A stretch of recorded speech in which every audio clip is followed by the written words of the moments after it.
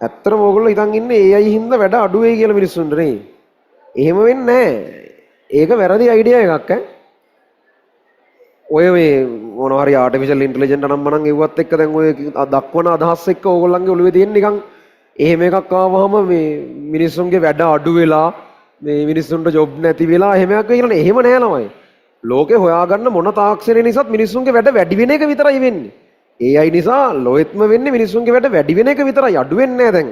ඕන තරම් ඔය වගේ තැන් මීට කලින් පහුවෙලා තියෙනවනේ දැන් කම්පියුටර් එක හොයාගන්න හිතන්නකෝ. ඒතර කම්පියුටර් එක හොයාගන්න කලින් කම්පියුටර් එක ඕනේ කැල්කියුලේටර් හිතන්න.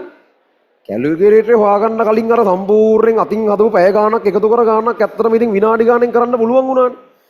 එහෙමයි කියලා මිනිස්සු ඉතුරු විනාඩි ගාණ නිකන් හිටියේ නෑනේ. උන්ගේ විනාඩි ගාණ පිරෙන්න තව තව වැඩ හොයා ගන්නවනේ.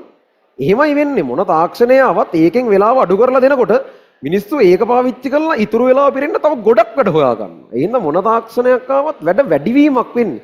අඩුවීමක් වෙන්නේ නැහැ. කම්පියුටර් එක හොයාගත්තාම එහෙනම් මාර වැඩ අඩු වෙලා අපිට දවසම නිකන් ඉන්න දෙන්න දෙපයි.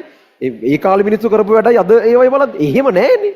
තව වැඩ වැඩි කරගත්තගෙන මිනිස්සු කරේ. එහෙනම් ඒක නමයි වෙන්නේ. මිනිස්සු කොහොම හරි වැඩ අනා ගන්නවා. මොන තාක්ෂණ කොහොමවත් මිනිස්සු වැඩ වවාගෙන කනවා. හරිද? එහෙම වෙන්නේ නැහැ. වැඩ නැති වෙන්නේ නැහැ. ඒ වේගෙට තව වැඩ ගොඩක් කරනවා. එහෙම වෙන්නේ.